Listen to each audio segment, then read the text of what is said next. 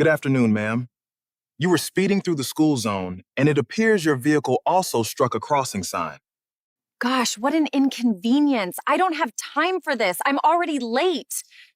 I understand, ma'am, but I still need your license and registration. Valerie let out a short, sharp laugh, as if Officer Ballman's request were ridiculous. Do you know who I am? One phone call, and you'll be lucky if you're still directing traffic by tomorrow. You see, my husband is a judge. You understand what that means? Ma'am, I simply need your cooperation so we can move forward. You have no idea who you're dealing with, officer. Valerie had no idea the officer she was threatening wasn't the one whose future was in danger.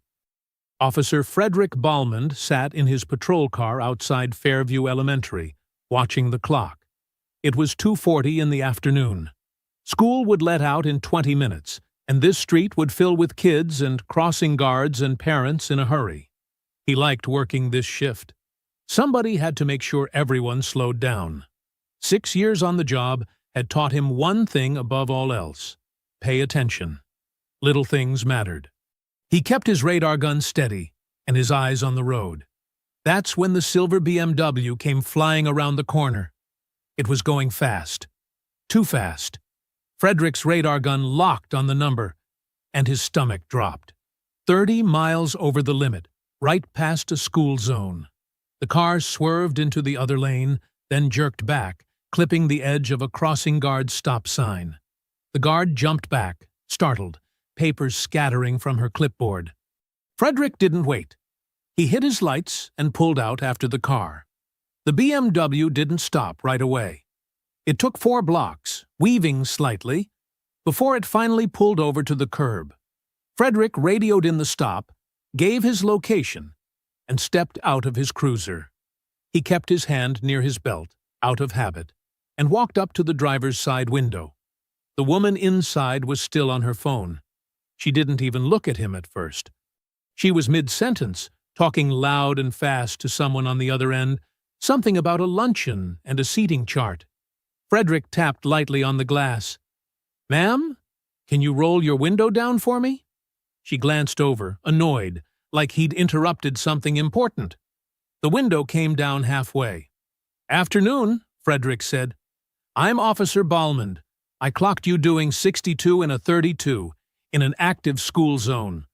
You also made contact with a crossing sign back there." He said it clearly, calmly, the same way he always did. Frederick had a habit of narrating his stops out loud, stating what he saw, what he was doing, step by step. His old training officer had drummed it into him years ago. "Say it for the camera, son. Say it so nobody can twist it later." His body cam sat on his chest, recording every word. In the passenger seat, a young man sat frozen, eyes wide. He's dressed in a polo shirt, clearly wishing he was anywhere else. He leaned toward the woman. "Mom," he said quietly. "Mom, just take the ticket." She waved a hand at him without even turning her head. "Thomas, be quiet." Then she looked back at Frederick, and something in her face changed. Not fear, not worry. Just pure annoyance, like she was looking at an inconvenience instead of a police officer. "I don't have time for this," she said. "I'm already late." "I understand that, ma'am. But I still need your license and registration." She let out a short, sharp laugh, like the request itself was ridiculous. "Do you have any idea how fast you're about to ruin your day?" Frederick didn't flinch. He'd heard plenty of lines like that before. People said all kinds of things when they got pulled over. Most of them didn't mean anything once the adrenaline wore off. "License and registration," he said again. "That's all I need right now." She sighed loudly, dramatically, and reached for her purse like it was the biggest imposition of her week. Thomas sank lower in his seat, his face red with embarrassment. He kept his eyes forward, refusing to look at Frederick, like he already knew where this was headed and wanted no part of it. The woman pulled out her license and practically threw it out the window at Frederick instead of handing it to him.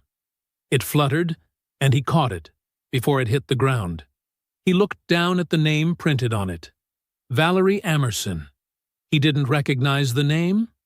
Not yet. He simply nodded, turned it over in his hand, and started walking back toward his cruiser to run it through the system.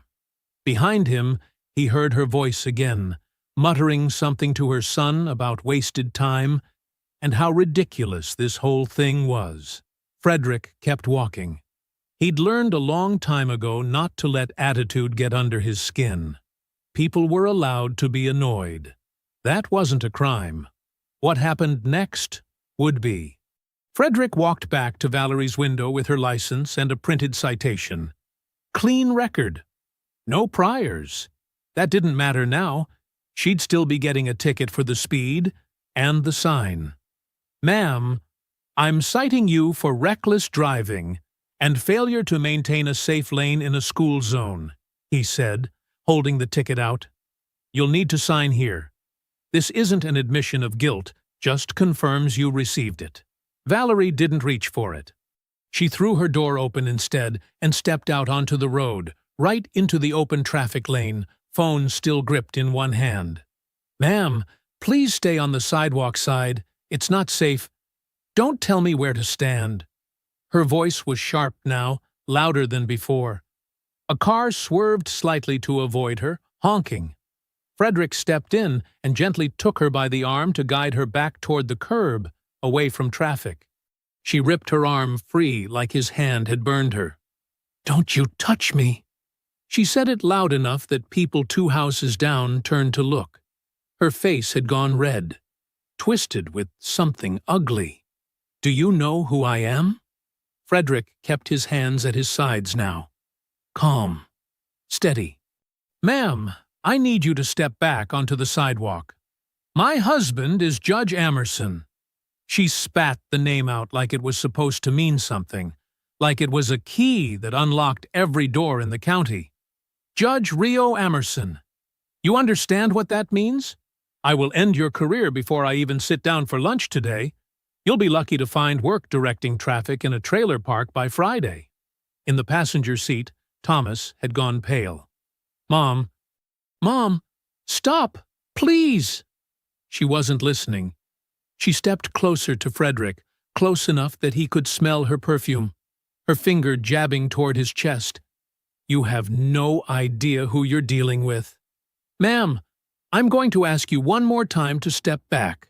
She didn't step back. She swatted at the citation book still in his hand, knocking it out of his grip. It hit the pavement, pages fanning open. Then, before Frederick could react, she shoved him, both hands flat against his chest, hard enough to push him back a step.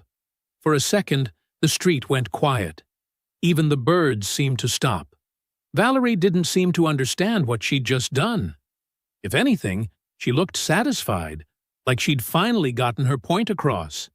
She held up her phone, filming herself now, chin lifted, playing to an audience that didn't exist yet. You're going to regret this, she said into the camera, voice shaking with fury. This is what happens in this country. This is exactly what's wrong. I'm a taxpayer. I fund your paycheck. Thomas had gotten out of the car now, hovering near the hood, his hands raised like he was trying to calm a spooked animal. Mom, please, get back in the car. Please. She shrugged him off without even looking at him. Thomas, stay out of this. Frederick reached down, slow and deliberate, and picked up his citation book off the ground. He straightened up. His voice, when it came, was flat and even. The same tone he used for everything else that afternoon. Ma'am, you just assaulted a police officer. You struck me and you interfered with a lawful traffic stop. I did no such thing. Her voice cracked with disbelief, like the accusation itself was an insult too big to comprehend. I barely touched you. You're being placed under arrest. Her mouth fell open. For the first time since she'd stepped out of that car, she looked genuinely stunned, like the words didn't compute. Excuse me? Do you have any idea what you're about to do to yourself right now? Frederick unclipped his cuffs from his belt. He kept his voice level, kept narrating for the body cam, same as he'd done since the moment he pulled her over. Turn around and place your hands behind your back. You cannot be serious. She looked past him, toward the growing crowd of neighbors now standing on porches, phones raised. Somebody call my husband. Somebody get Judge Emerson on the phone right now. Nobody moved. A few of the neighbors kept filming instead, faces caught somewhere between shock and fascination. Frederick took her wrist, gentle but firm. You're making a mistake, she hissed, twisting slightly. You have no idea the mistake you're making. Turn around, ma'am. This time she did. The cuffs clicked shut around Valerie Emerson's wrists, and the whole street seemed to lean in to watch. By now, a small crowd had gathered on the lawns and porches nearby. A woman in gardening gloves stood frozen by her mailbox. Two teenage boys on bikes had stopped in the middle of the road, phones already up and recording. An older man sat on his porch swing, not even pretending not to stare. Valerie twisted against the cuffs, her face blotchy with rage. This is insane. This is absolutely insane. Do you people understand who my husband is? Frederick didn't answer. He guided her toward his cruiser, one hand steady on her arm, his voice calm as he read her rights out loud. She talked over him the entire time, her words tumbling out fast and sharp. You will regret this. You have no idea the mistake you just made. My husband will have your badge by tonight. I promise you that. Thomas stood near the BMW, hands pressed against his face, mortified. Mom, please, just stop talking, he said quietly. But she wasn't listening to him anymore. She wasn't listening to anyone. A second patrol car pulled up moments later, lights flashing. Officer Reyes stepped out, taking in the scene, the citation book still lying near the curb, the crowd of neighbors filming, the woman shouting threats from the back of Frederick's cruiser. Balmond, everything all right? Under control, Frederick said. She assaulted me during a routine stop. It's all on body cam. Reyes glanced toward the car, where Valerie was still yelling, banging her cuffed hands against the window now, demanding someone call her husband. Reyes raised an eyebrow. Yeah, I bet it is. Frederick walked Reyes through it fast. The speed, the sign, the shove, the threat. He kept his voice even the whole time, the way he always did, laying out facts instead of feelings. Reyes nodded along, already pulling out his notepad to log it as a witness. Behind them, one of the teenage boys with the bike lowered his phone and turned to his friend. Bro, she just shoved a cop. On camera. She's done. His friend laughed, shaking his head. Rich people are wild, man. They had no idea how right they were. At the station, Valerie was fingerprinted and photographed like any other arrestee, except she didn't act like any other arrestee. She complained the whole time about the ink on her fingers, about the lighting for her mugshot, about the officer's tone, about everything. She demanded a phone call almost immediately, and Frederick expected her to ask for a lawyer. She didn't. She called someone named Perry. Frederick caught the name from a few feet away while filing paperwork at the next desk. Valerie's voice dropped low and urgent, hissing into the phone about needing this handled before it went any further. She didn't sound scared anymore. She sounded impatient, like she was dealing with a delay instead of an arrest. Frederick filed the detail away without thinking too much of it. Not a lawyer's name he recognized. Not yet, anyway. By the time his shift ended that evening, the video was already spreading online. Someone from the crowd had posted the clip of Valerie shoving Frederick, screaming about her husband, refusing to calm down. It wasn't a flattering video. Not for her, anyway. Comments piled up fast, most of them furious on Frederick's behalf, disgusted by her tone, her entitlement, the way she'd spoken to him like he was beneath her. "Do you know who I am?" the caption read, followed by a string of laughing emojis. Frederick watched it once at his desk, jaw tight, before closing the app. He didn't feel proud of the attention. He felt tired. Something about the whole afternoon sat heavy in his chest, a feeling he couldn't quite name yet. Not fear exactly, but something close to it. A sense that this wasn't over just because he'd done everything right.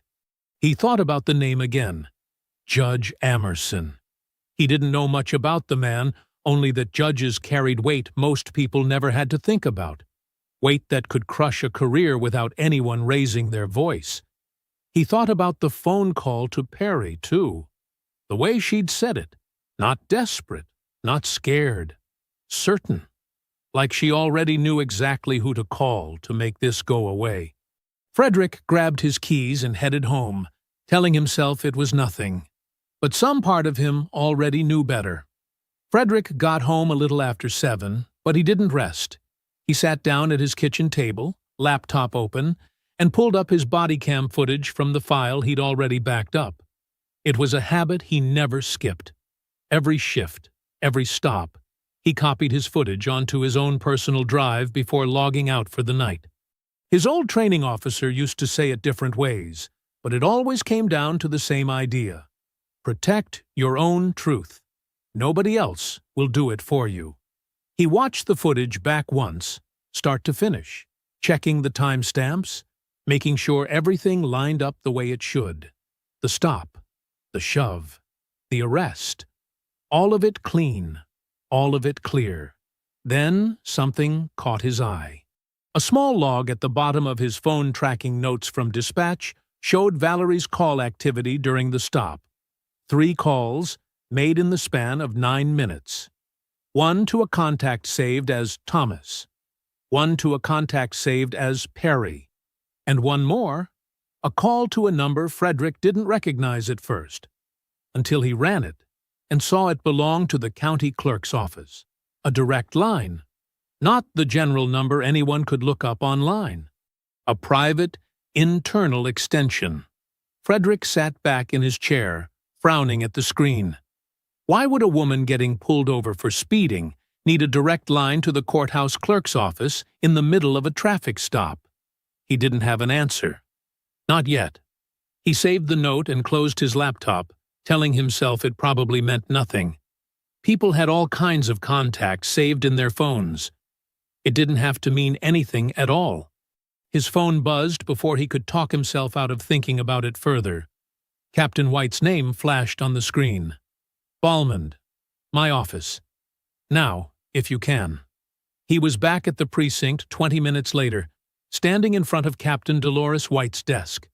She looked tired in a way he rarely saw from her. Her arms crossed, jaw tight. "Sit down," she said. He sat.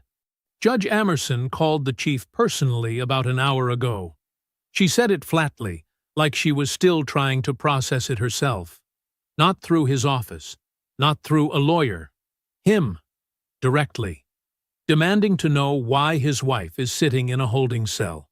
Frederick kept his voice steady. "She assaulted me during a lawful stop, Captain. It's all on body cam. She shoved me, knocked the citation book out of my hand." "I've seen the footage, Frederick." White held up a hand. "I know exactly what happened. You did nothing wrong. That's not what this conversation is about." "Then what is it about?" White leaned forward, elbows on her desk. "It's about the fact that a sitting judge just called the top of this department demanding answers, and that never happens for no reason.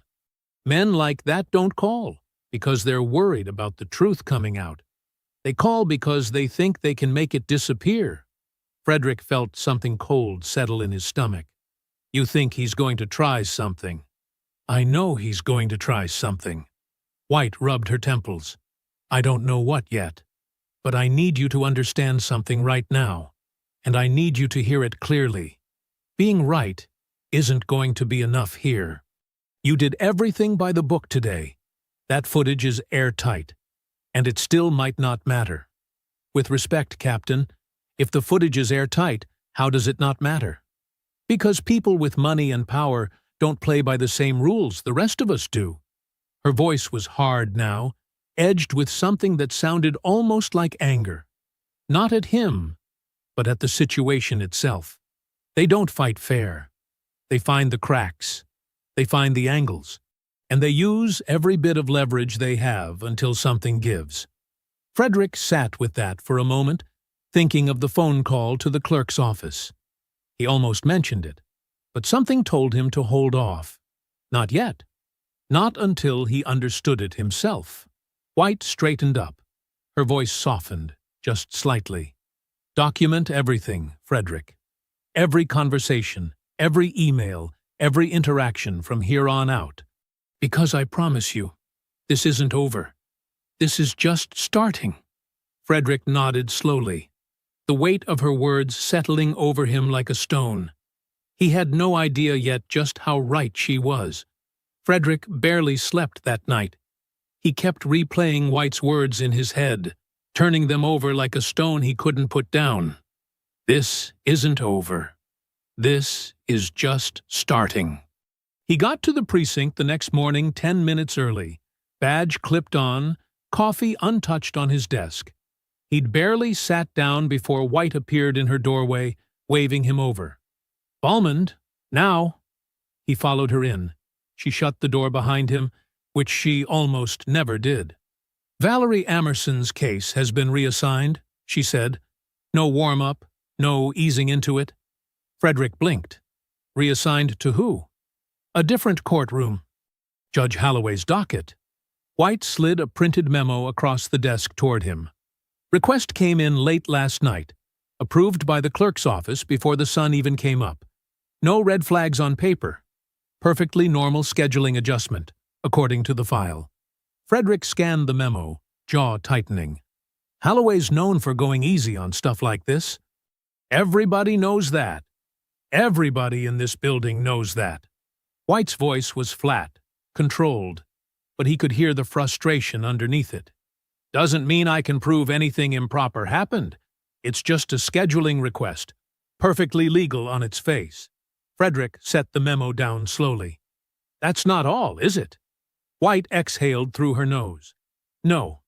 Internal Affairs opened a formal review of your conduct during yesterday's arrest. Use of force complaint. There was no use of force. Frederick felt heat rise in his chest, fast and sharp. I cuffed a woman after she assaulted me. It's on body cam, Captain. Every second of it. I know that. White's eyes didn't waver. I've watched it 3 times already. You did everything right. But right now, that doesn't matter to the people pulling strings on this. They're not trying to prove you did something wrong. They're trying to make enough noise that it doesn't matter whether you did. Frederick sat back, absorbing it. It was happening exactly the way she'd warned him. Fast, quiet, efficient. No shouting, no threats out in the open, just paperwork, moved around by people who knew exactly how the system worked from the inside. What happens to me? He asked. For now, nothing official. White's jaw was tight. I'm slow-walking the suspension paperwork as long as I can justify it. But Frederick, I need you to understand, I can only hold this back so long before somebody above me starts asking why I haven't moved on it.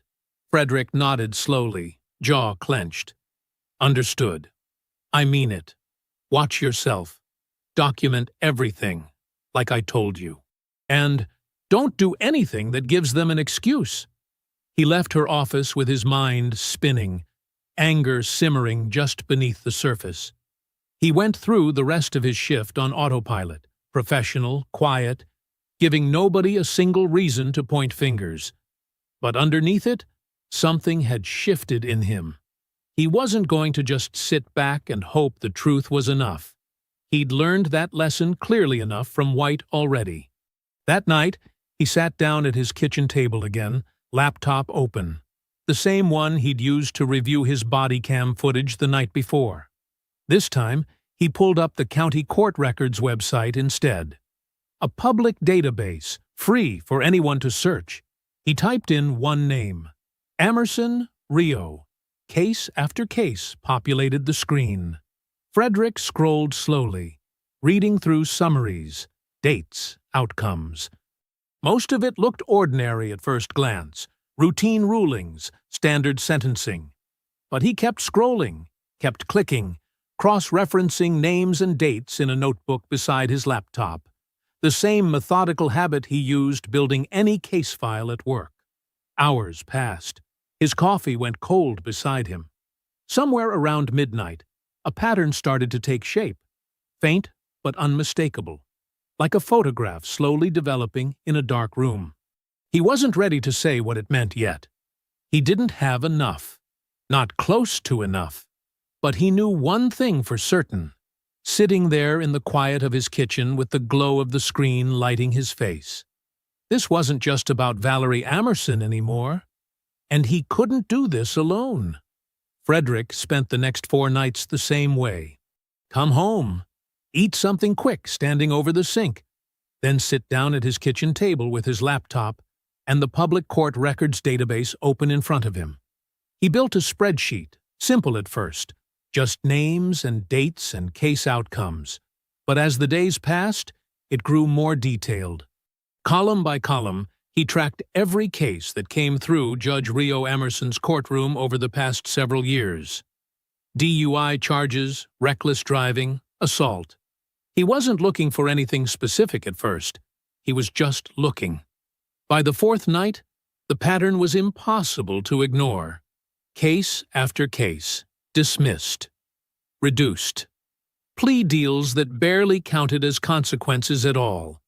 And every single time, the defendant shared something in common. Money, connections, a last name that showed up in the society pages or on donor lists for local charities. Meanwhile, similar cases involving people without those connections ran their normal course. Full charges, full sentences. Nothing softened. Frederick sat back in his chair, staring at the screen, feeling something cold settle into his chest. This wasn't a coincidence. This wasn't one judge having an occasional soft day in court. This was a decade-long habit, buried in plain sight, hiding behind the boring language of court records nobody bothered to read closely. He thought about Valerie's threat on the street. "My husband is Judge Emerson. I will end your career." At the time, it sounded like an angry woman throwing out an empty threat, the kind people said when they were desperate and cornered. Now it felt different. Now it felt like she actually believed it, because she'd watched her husband bend the system before, more than once, for people just like her. The next morning, things got worse before he even sat down at his desk. White called him into her office again, this time with a folder already open in front of her. "IA's moving faster than I expected," she said. "Formal hearing's been scheduled." 2 weeks out. Frederick felt his stomach tighten. 2 weeks? And in the meantime, you're pulled off patrol. Desk duty. Effective today. White's voice was clipped, professional, but her eyes told him she hated saying it as much as he hated hearing it. "I fought to keep it that way instead of a straight suspension. It's the best I could do." Frederick nodded, jaw tight, and didn't argue. Arguing wouldn't change anything. He grabbed his gear and reported to a desk near the back of the precinct, filing paperwork and answering phones for people who used to be his equals on patrol. A few co-workers gave him sympathetic looks. A few others avoided eye contact entirely, like his bad luck might be contagious. He kept his head down and did the work in front of him. But every night, he went home and kept building his other case, the real one, the one nobody at the department had asked him to build. He added more names to his spreadsheet, more dates, more patterns. He printed pages and pages of records, spreading them across his kitchen table until it looked less like a dinner spot and more like a detective's wall, minus the string and the push pins. One night, staring at the spreadsheet, he realized something simple and frustrating at the same time. He could see the pattern clearly now. He could feel, in his gut, that something was deeply wrong with how Judge Emerson ran his courtroom. But feeling it and proving it were two very different things. Public records only showed him outcomes, not reasons. He needed someone who understood the inside of that courthouse, someone who could explain why these cases kept landing softly, again and again, for the same kinds of people. He wasn't a detective. Not yet, anyway. He was a patrol officer stuck behind a desk, building a case in his kitchen at midnight because nobody else seemed willing to ask the questions he was asking. He needed help. Someone outside the department, someone who could dig where his badge couldn't reach without permission he didn't have. He thought about the video of Valerie's arrest, still circulating online days later, still drawing comments and shares. Somebody out there had already been watching this story unfold from the outside. Maybe it was time he let them in. The email came in on a Tuesday afternoon, 3 days after Frederick had started thinking about reaching out to someone himself. It landed in his personal inbox, not his work one, which told him whoever sent it had done some digging just to find him. Officer Balmond, my name is Nadine Orser. I cover local news and courts for the Tribune. I covered the video of your arrest of Valerie Amerson last week. I think there's more to this story than what made it online, and I think you might agree. No pressure to respond, but if you're willing to talk, off the record, I'm listening. Frederick read it twice, then a third time, sitting at his kitchen table with his spreadsheet still open on the other half of the screen. He knew exactly what talking to a reporter could do to him right now, in the middle of an IA hearing, with his job already hanging by a thread. One wrong word, one thing taken out of context, and it could be used to paint him as unprofessional, as someone who couldn't be trusted to keep department business private. But he also knew what silence had gotten him so far. Nothing. Just a desk job and a slow-moving hearing designed to make him disappear quietly. He wrote back 2 words. Off record? Completely, she replied within minutes. You control what becomes public. I just want to understand what's really happening here. They met 2 days later at a diner on the edge of town, far enough from the precinct that nobody would recognize him. Nadine was younger than he expected, sharp-eyed, a notebook already open on the table before he'd even sat down. She didn't waste time with small talk. I've been looking into Judge Emerson for a while now, she said, sliding her coffee aside. Ever since your arrest video went viral, I started pulling threads. Something about the whole thing felt off to me. The scheduling reassignment on Valerie's case happened almost overnight. That doesn't happen without somebody making a call. Frederick kept his expression neutral, careful. What kind of somebody? Nadine flipped open her notebook, tapping a page filled with notes. I traced the reassignment request back to an internal extension at the courthouse. Belongs to a clerk named Darcy Farrell. She's worked there almost 12 years. And get this, she's processed an unusual number of similar reassignment requests over the years, always involving cases with connections to the Amerson family or their circle. Frederick felt his pulse pick up. He hadn't mentioned the clerk's number to anyone yet, not even White. How do you know that? Public request logs. Took some digging, but it's all technically available if you know where to look and how to ask the right questions. Nadine studied him for a moment. You already knew about her, didn't you? Frederick hesitated, then nodded slowly. Valerie called that same extension during the traffic stop, before she called a lawyer, before she called anyone else. Nadine's eyes lit up, the way a person's does when 2 separate puzzle pieces suddenly click together. That confirms it, then. This isn't just a pattern of soft rulings. Somebody inside that courthouse is actively coordinating which cases land where, on request, for the right people. They sat with that for a moment, the noise of the diner fading into the background. Frederick felt the weight of it settle over him, heavier now that someone else could see it too. He wasn't imagining things. He wasn't chasing shadows out of anger or pride. "I want to be careful here," Frederick said finally.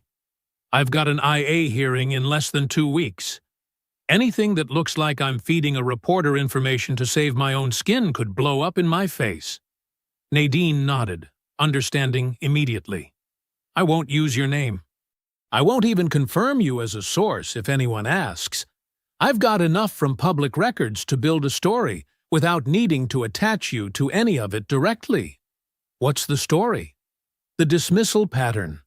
Emerson's courtroom outcomes, laid out plainly, with the numbers speaking for themselves. No accusations, no names beyond his. Just the truth, printed clearly enough that people can draw their own conclusions."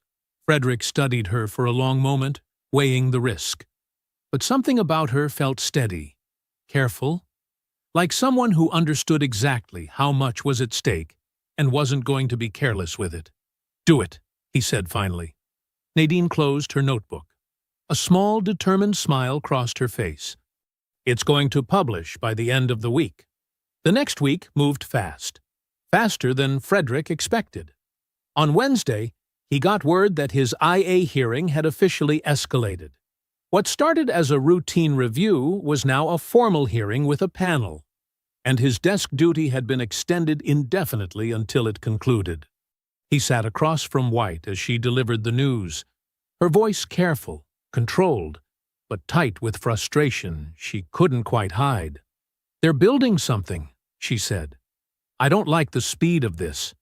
Reviews like this usually crawl. This one's moving like somebody wants it finished before anyone starts asking questions."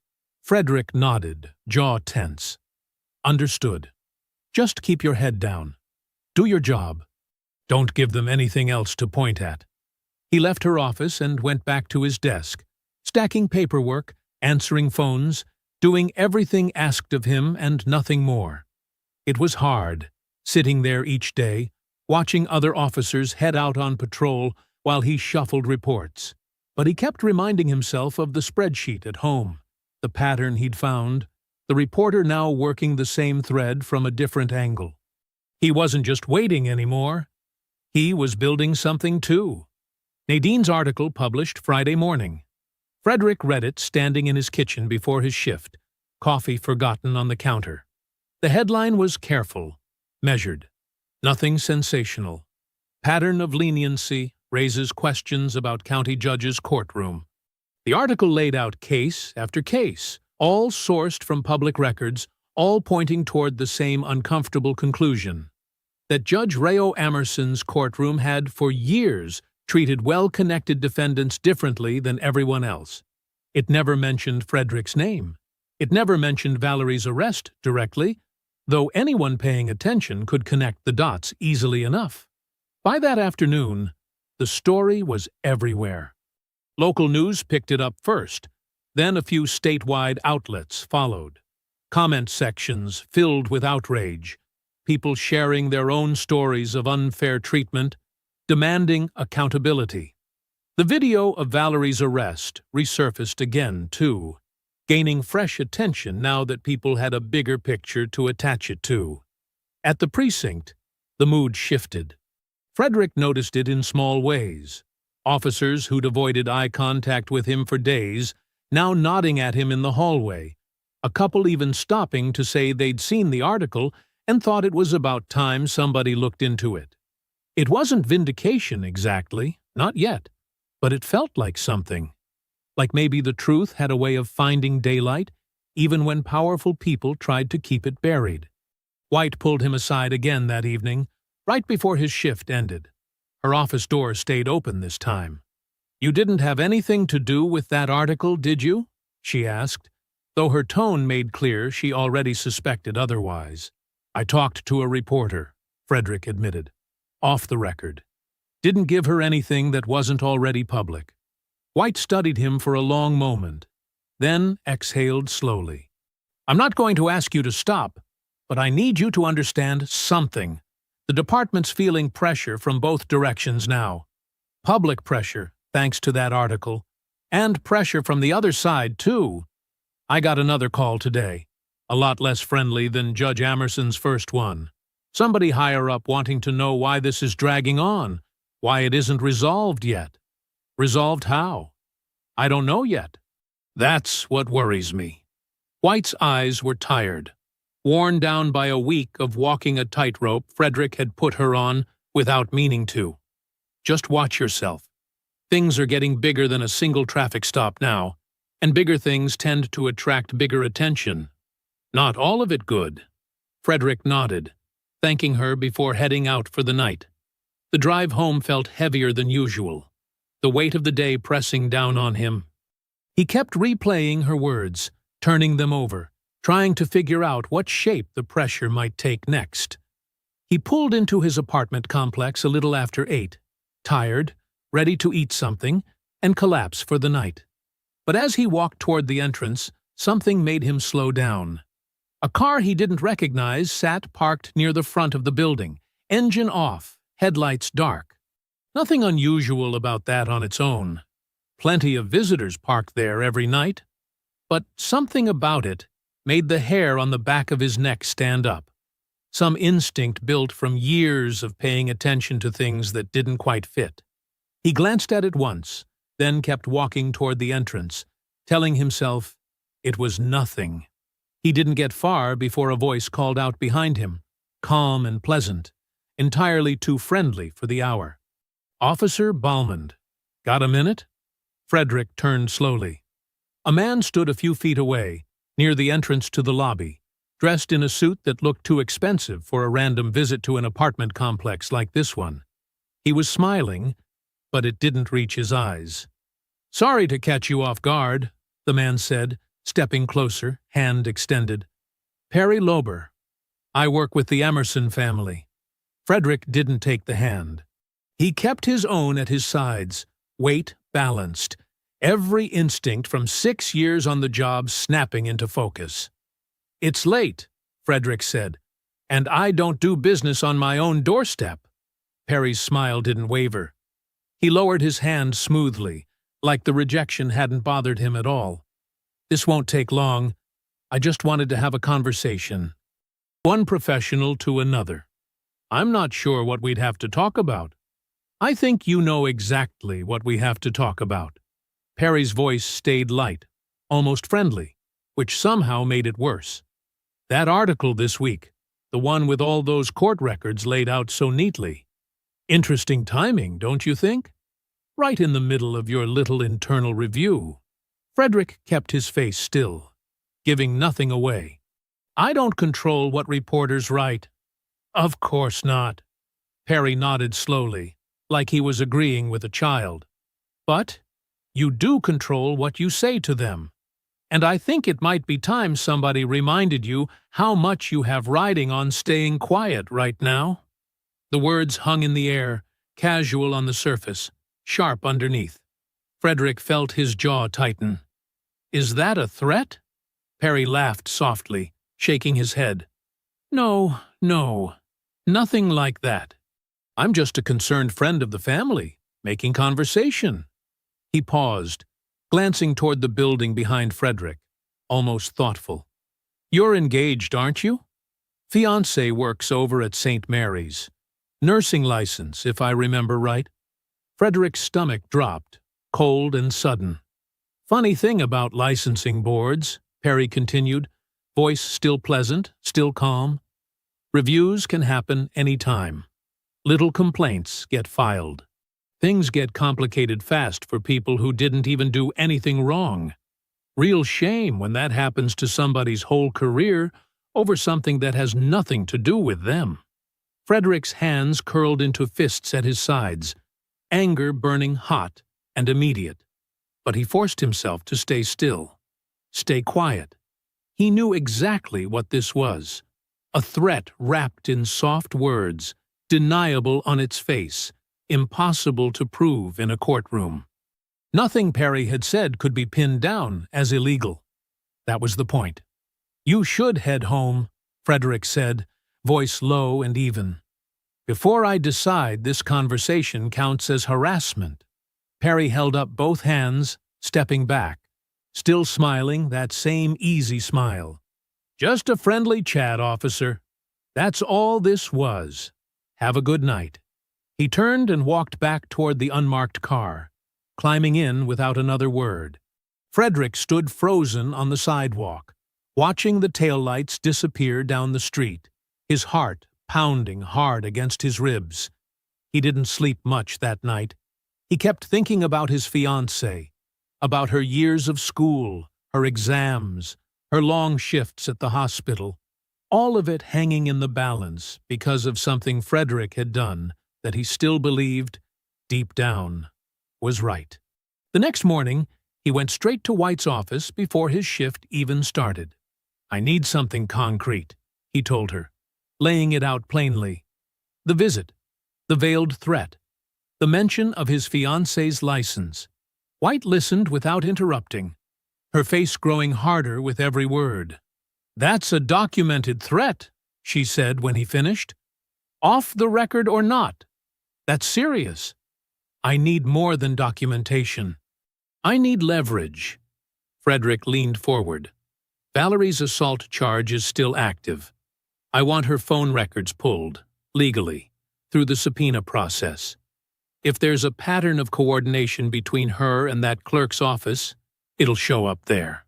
White studied him for a long moment, then nodded slowly. "That's a request I can justify. It's tied directly to an active charge, nothing improper about it." She reached for her phone. "I'll get the paperwork moving today." Frederick felt something steady settle into his chest for the first time in days. It wasn't victory, not yet, but it was a plan, one built on solid ground instead of guesses, one they couldn't dismiss as harassment or overreach. "How long until we see results?" he asked. "A few days, maybe a week." White was already dialing. "Let's hope it's worth the wait." 5 days passed before the subpoenaed phone records landed on White's desk. Frederick had spent those 5 days doing exactly what she told him. Head down, desk duty, no complaints, no slip-ups. But underneath the calm surface, he counted every hour. When White finally called him into her office, she didn't say a word at first. She just slid a thick folder across the desk toward him. Frederick opened it slowly. Pages of call logs filled the folder, timestamps lined up neatly down the side. He found the day of the arrest first, scanning until he reached the window of time right after Valerie had been placed in the back of his patrol car. There it was, laid out in black and white, exactly the way dispatch's earlier log had suggested. A call to Thomas, lasting 11 seconds. Then, immediately after, a call to the courthouse clerk's direct line, 2 minutes and 40 seconds long. Only after that did she call anyone identified as legal counsel. Frederick felt his pulse quicken as the pieces locked into place. She called the clerk before she called a lawyer, before her own son even had time to explain what was happening, White added, tapping the page. "That's not panic, Frederick. That's muscle memory. That's someone who's made that exact call before and knew precisely who to reach." Frederick closed the folder carefully, like it might slip away from him if he moved too fast. "I need to show this to Nadine." White hesitated, then nodded. "Do it carefully. This needs to hold up, not just make headlines." Frederick met Nadine that same evening at the same diner as before, sliding the folder across the table without a word. She read through it in silence, her expression growing sharper with every page, until she finally looked up at him. "This confirms everything," she said. "I need to talk to the clerk directly, Darcy Farrell. If I can get her on record, even partially, this becomes undeniable." "She's not going to want to talk," Frederick said. "Not if she's been doing this for years without getting caught." "People talk when they're scared of going down alone," Nadine said, already gathering her things.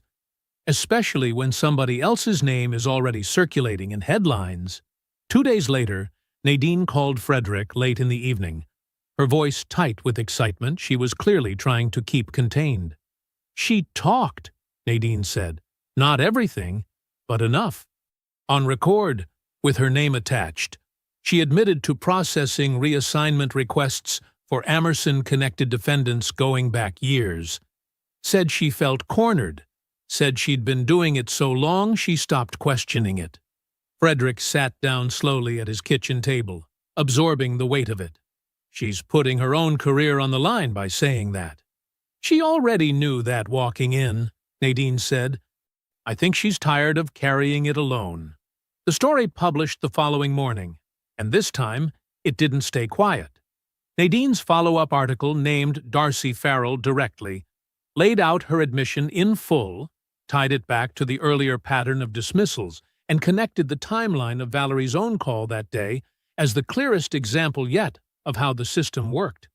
It wasn't speculation anymore. It was confirmed, on record, by someone who'd lived inside it. By that afternoon, the district attorney's office issued a statement. A preliminary ethics inquiry was being opened into Judge Rio Amerson's conduct on the bench. Frederick watched the announcement on the small television in the precinct break room, standing shoulder to shoulder with a few other officers who'd gathered to watch. Nobody said much. Nobody had to. The mood in the room felt different than it had in weeks. Lighter, sharper, like something finally shifting in the right direction after being stuck too long in the wrong one. White found him afterward, leaning against the doorway of the break room, arms crossed, something close to a smile on her face for the first time in days. You did that, she said quietly. We did that, Frederick corrected. Wouldn't have gotten anywhere without you pulling those records, or Nadine getting Darcy to talk. White nodded, letting the moment sit for a second before her expression sobered slightly. Don't get too comfortable yet. Valerie's assault charge is still active, which is good, but an inquiry isn't a conviction. Amerson still has plenty of room to fight this, and men like him don't go down without swinging back hard. Frederick knew she was right, but for the first time in weeks, sitting there in that break room with the story finally breaking wide open, he let himself feel something close to hope. He should have known better than to trust it just yet. The good feeling didn't last 2 weeks. It started small, the way these things always seem to start. A procedural motion, filed quietly by Perry Lobert on behalf of the Amerson family, arguing that the subpoenaed phone records used to open the ethics inquiry hadn't followed proper chain of custody protocol. Frederick read the filing when White forwarded it to him, his stomach sinking with every paragraph. They're saying the records are inadmissible? He asked, standing in her office, the printed motion trembling slightly in his hand. They're saying the process wasn't documented cleanly enough to guarantee the records weren't altered before they reached the DA's office. White's voice was flat, exhausted. It's a technicality, a weak one. But it doesn't need to be strong. It just needs to create enough doubt to stall things. Can they actually win that argument? They don't need to win it outright. They just need a judge sympathetic enough to pause the inquiry while it gets sorted out. White rubbed her eyes. And guess who has a lot of friends on the bench? The inquiry stalled within days, paused pending review of the evidence chain, exactly like White predicted. Frederick felt the ground shift beneath him, the momentum they'd built over the past weeks grinding to a halt. Then came the worst news. Nadine called him on a Thursday evening, her voice tight and apologetic, before she'd even finished her first sentence. Darcy recanted. Frederick sat down hard on his kitchen chair. What do you mean, recanted? She's saying she felt pressured during our interview, that she wasn't in the right state of mind, that she exaggerated details about the reassignment pattern. Nadine sounded furious, frustrated in a way Frederick hadn't heard from her before. She won't return my calls now. I think somebody got to her. Frederick closed his eyes, picturing Perry Lobert's calm smile in the parking lot outside his apartment. He didn't need proof to know exactly what had happened. Somebody had made Darcy Farrell an offer, or a threat, or both, and it had worked. Without her on record, Nadine said quietly, the story loses its strongest piece. It's still true. I still believe every word of it. But the DA's office is going to need more than public records, and a source who's now denying what she said. The final blow came 3 days later. Frederick sat across from the IA panel in a small conference room at headquarters. 3 officers he barely recognized, studying a folder in front of them while he waited for their verdict. He'd told the truth from the start. He'd narrated every second of that stop on his body cam, exactly the way he'd been trained. He believed, right up until the moment they spoke, that the footage would protect him the way it always had before. It didn't. The panel finds that Officer Balmond exercised excessive discretion in escalating a routine traffic stop to a physical arrest, the lead panelist read aloud, voice clinical, detached.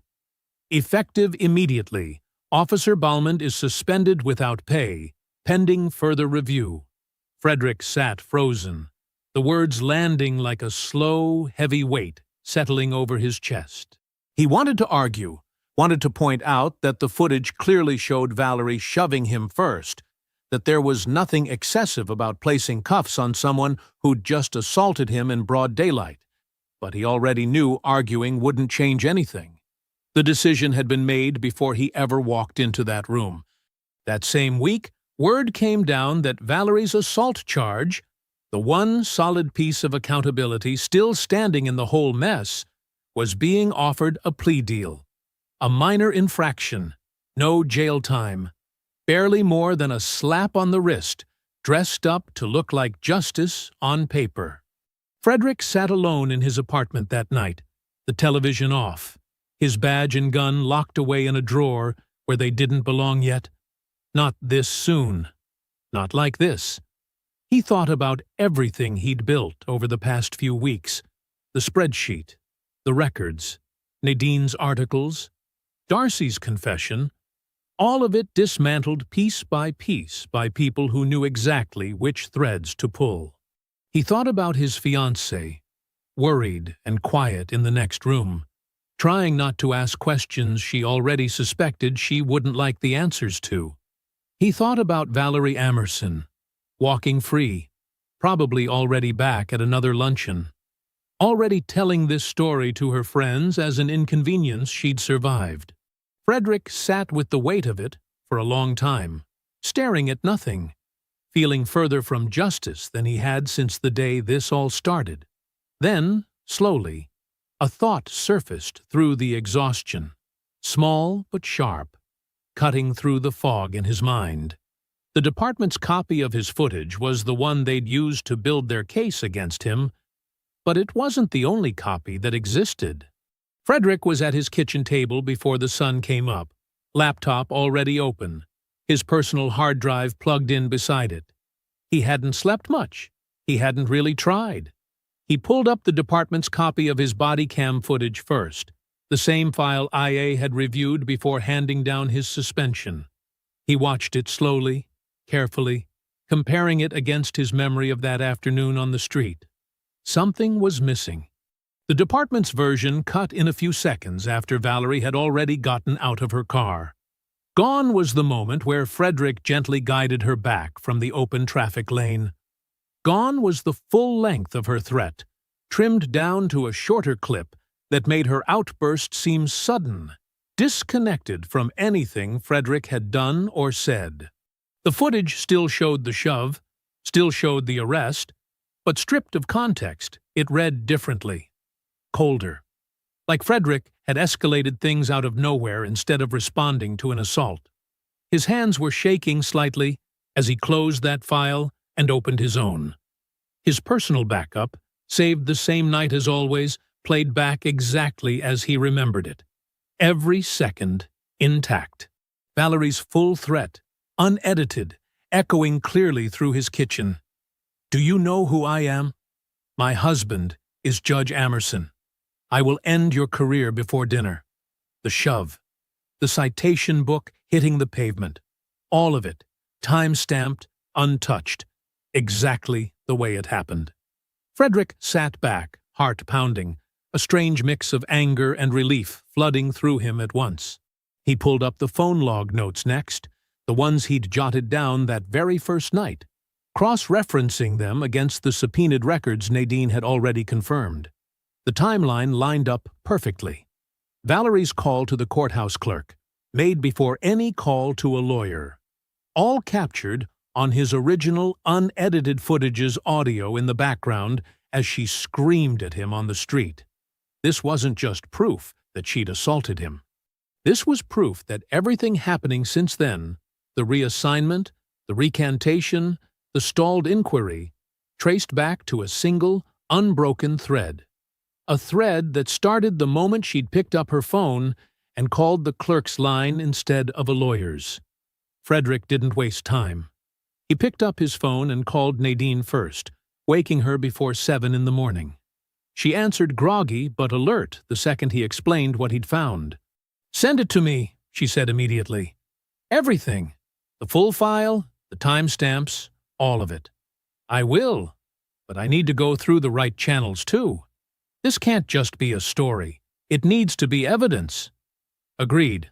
Who else knows?" "Nobody yet. I'm calling White next." He hung up and dialed White's number, his fingers steady now, driven by something clearer than anger. White picked up on the second ring, her voice sharp with surprise at the early hour. "Balmond, what's wrong?" "I found something," Frederick said. "The footage IA used to build their case against me. It's edited, trimmed, missing context that changes the entire picture." There was a pause on the line, long enough that Frederick wondered if the call had dropped. "You're sure about this?" "I'm sure. I have my own copy." Untouched, full-length, timestamps intact. It shows everything. The threat, the assault, even the audio catching the moment she mentions calling someone before her lawyer. Another pause, shorter this time. "Bring it to me. Today. In person." "There's something else," Frederick added. "I'm suspended, Captain. I don't have standing to push this forward on my own anymore." "You don't need standing," White said, and for the first time in weeks, her voice carried something close to fire in it. "I do. And frankly, your suspension gives me more room to move than I had before. Nobody can accuse me of protecting my own officer if you're not technically my officer right now, on paper. I can push this as an independent captain flagging evidence tampering, full stop." Frederick felt something steady settle into his chest, the first real solid ground he'd stood on in days. "What happens now?" "Now," White said, "I make some calls. I want that evidence chain documented properly this time. No gaps, no room for anyone to argue chain of custody nonsense like they did before. And I'm going to personally request the ethics inquiry be reopened, citing tampered evidence as grounds." Frederick closed his laptop carefully, the weight of the morning settling over him differently than the weight of the past few weeks had. This wasn't hope anymore. This was momentum. "I'll be there within the hour," he said. Frederick arrived at the precinct within the hour, just like he'd promised, carrying his personal hard drive wrapped carefully in a jacket pocket, like it was something fragile. White met him at a side entrance instead of the front desk, her face set with a kind of focus he hadn't seen from her in weeks. "We do this right," she said, leading him to a small conference room instead of her office. Every step documented. No shortcuts, no gaps anyone can point to later. She'd already called in a technician from the department's digital evidence unit, a quiet, careful woman named Officer Reyes's cousin, who Frederick vaguely remembered seeing around the building before. The technician logged the hard drive the moment Frederick handed it over, cataloging the timestamps, verifying the file hadn't been altered since its creation date, building a clean paper trail from the very first minute. "This is the kind of documentation that should have existed from the start," White muttered, watching the technician work. No more excuses for anyone to hide behind a technicality. While the evidence unit processed the footage properly, Frederick called Nadine and arranged to meet her that afternoon. She showed up with her laptop already open, a fresh document waiting, ready to write the moment she had something solid to work with. "Walk me through it again," she said. Everything in order. Frederick laid it all out for her. The trimmed department footage, the untouched original, the audio catching Valerie's threat in full. The timeline of her calls matching exactly what the subpoenaed records had already shown. Nadine typed fast, occasionally stopping to ask sharp, clarifying questions, making sure every detail lined up before she committed it to print. "This changes everything," she said finally, sitting back. "It's not just proof of what happened during the arrest anymore. It's proof somebody inside the department tampered with evidence to protect the Amersons. That's a much bigger story." "Be careful how you frame it," Frederick said. "I don't want this to look like I'm just trying to save my own job." "I know how to frame it," Nadine said, already typing again. "The evidence speaks for itself. I just have to lay it out clearly enough that nobody can twist it." Her article published 2 days later, timed carefully with White's formal submission to the district attorney's office. The headline was blunt, impossible to misread. "Body cam footage used to suspend officer was edited. New evidence reveals." The piece walked readers through the discrepancy step by step, comparing timestamps, laying out the missing seconds, connecting it directly back to the stalled ethics inquiry into Judge Amerson. The reaction was immediate. Local news picked it up within hours. By evening, it had climbed onto statewide outlets again, the story gaining a second wind that felt even stronger than the first. White's formal submission to the DA's office carried real weight this time, backed by a clean, documented evidence chain that left no room for the kind of technical objections Perry Lobert had used before. The DA's office reviewed it within days and issued a new statement. The previously stalled ethics inquiry into Judge Rio Amerson would be formally reopened, with a public hearing scheduled to address both the judge's conduct and the newly discovered evidence tampering connected to Frederick's suspension. White called Frederick into her office to deliver the news personally, a rare, small smile tugging at the corner of her mouth. "Both matters are getting reviewed together. Your case and the judge's. Same hearing." "That's good, right?" "It's good," White confirmed. "It means the panel has to look at the full picture at once.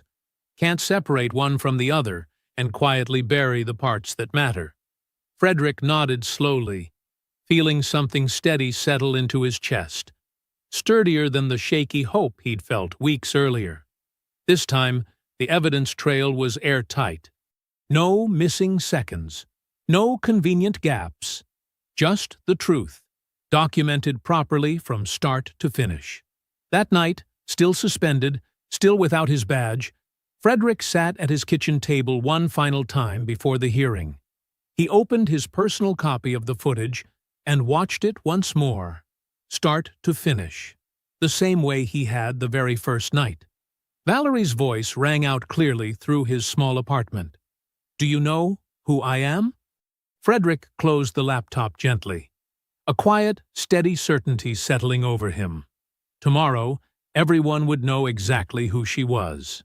The county courthouse was packed by 9 in the morning, every seat in the public gallery filled, reporters lining the back wall with cameras and notepads ready. Frederick sat near the front beside White, his suit stiff and unfamiliar, his hands folded tightly in his lap.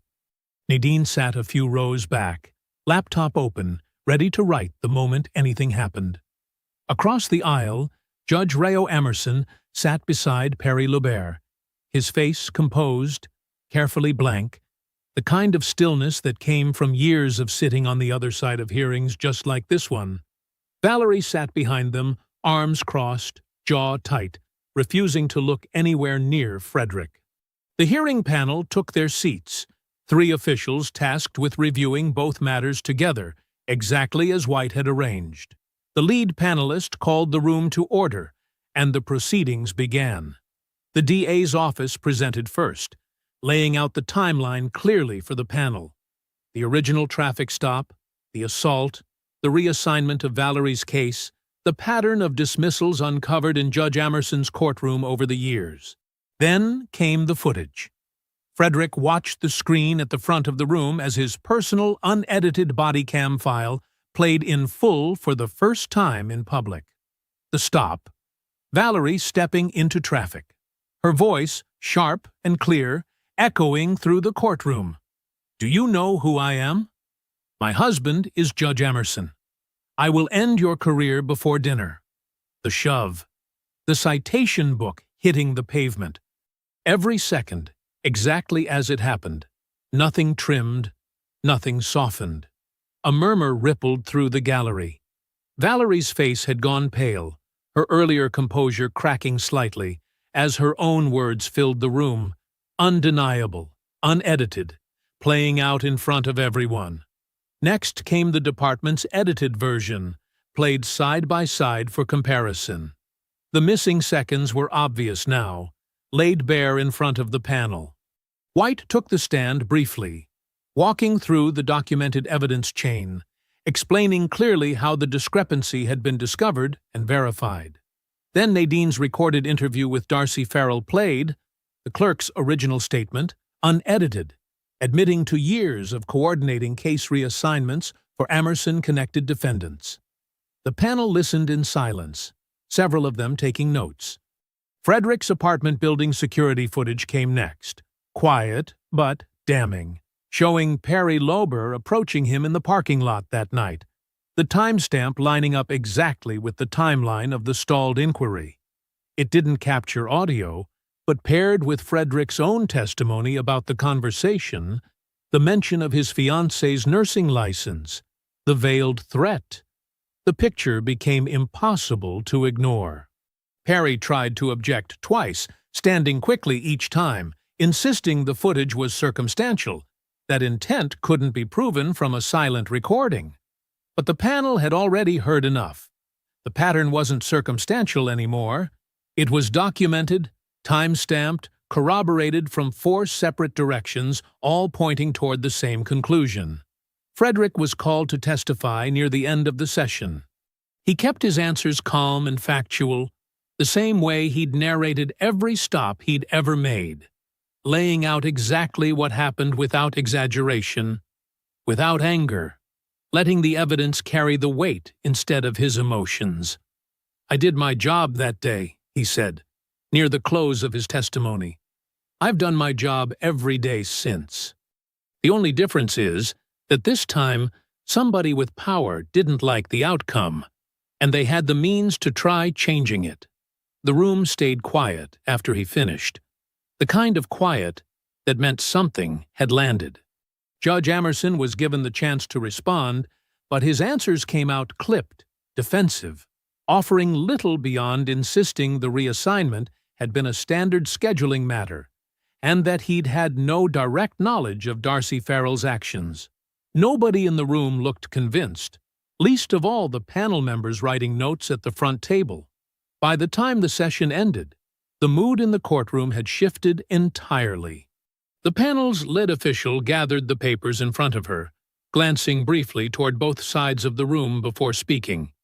Given the volume and weight of evidence presented today, this panel will take the matter under advisement. Rulings on both Officer Ballman's suspension and Judge Amerson's conduct will be issued within the week. The gavel came down, and the room erupted into quiet, urgent conversation. Reporters already typing, whispering into phones, racing to file updates. Frederick sat still for a moment, watching Valerie being led out through a side door, her earlier fire completely gone, replaced by something closer to fear. White leaned toward him, voice low. "That's as good as it gets before the ruling comes down." Frederick nodded slowly, watching Perry Lober gather his files, his composed expression finally starting to crack at the edges. For the first time in weeks, Frederick let himself believe it. This was almost over. The ruling came down 6 days later, on a Thursday morning, delivered through a short public statement from the county's Judicial Oversight Board. Frederick read it standing in his kitchen, phone in hand, the same spot where he'd spent so many nights building the case that had finally brought them here. Judge Rayo Emerson was formally removed from the bench, effective immediately. The statement didn't soften the language. It cited a documented pattern of judicial misconduct, coordinated case reassignments benefiting connected defendants, and obstruction tied to tampered evidence in an active internal affairs matter. A separate criminal investigation had already been opened, led by the State Attorney General's office, examining the full scope of the scheme. Frederick read it twice, feeling something loosen in his chest that had been wound tight for weeks. He kept scrolling. Valerie Emerson's original assault charge had been reinstated in full, the earlier plea deal thrown out entirely once the tampering came to light. No leniency this time. No quiet infraction buried in paperwork. 2 weeks later, a jury would convict her on all counts, and this time, no phone call to anyone would change the outcome. Perry Lobert didn't escape either. Obstruction of justice, witness tampering, intimidation of a police officer. The charges piled up fast once investigators started pulling the same threads Frederick and Nadine had been pulling for weeks. His phone buzzed before he could finish reading. White's name flashed on the screen. "You saw it," she said. Not really a question. "I saw it." Frederick's voice came out rougher than he expected. "There's more. Your suspension's been formally voided. Full back pay. Effective from the day it started. IA's original finding against you has been thrown out completely." A pause, and he could hear something warm in her voice now. Something he hadn't heard in weeks. "Come in tomorrow. There's something I want to do properly. In front of everyone. Not over the phone." The next morning, Frederick walked into the precinct in his uniform for the first time in weeks, badge back on his chest where it belonged. Officers he'd worked beside for years lined the hallway, a few clapping him on the shoulder as he passed, others just nodding, letting the moment speak for itself. White stood at the front of the briefing room, a small box in her hands. She didn't make a long speech. She never had been one for that. 6 years ago, this department hired an officer who does things the right way, even when the right way is the hardest path available. She opened the box, revealing a new badge inside, a detective's shield, gleaming under the fluorescent lights. Frederick Balmond built an entire case from nothing but public records and a habit of backing up his own work. That's not luck. That's the kind of officer this department needs more of. She held it out to him.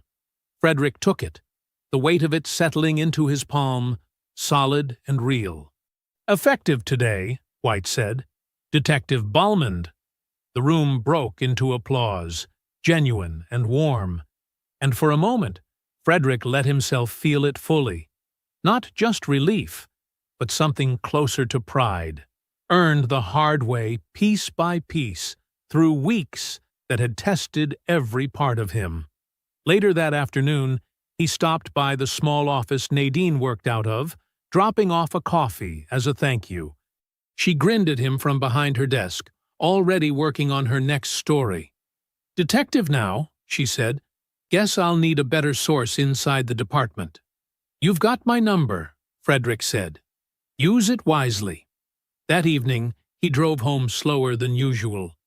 Windows down, the weight of the past several weeks finally starting to feel like something behind him instead of something pressing down on his chest. His fiancée was waiting when he walked through the door, and for the first time in a long time, dinner passed without either of them checking their phones every few minutes, waiting for the next bad update. Before bed, Frederick set his new detective badge on the dresser beside his body cam, still clipped to his old uniform from the day before.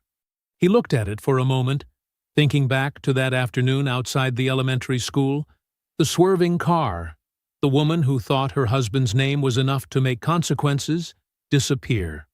She'd been wrong. Frederick turned off the light, the badge catching one last glint from the hallway lamp before the room went dark. Tomorrow, He'd clip it on for his first shift as a detective.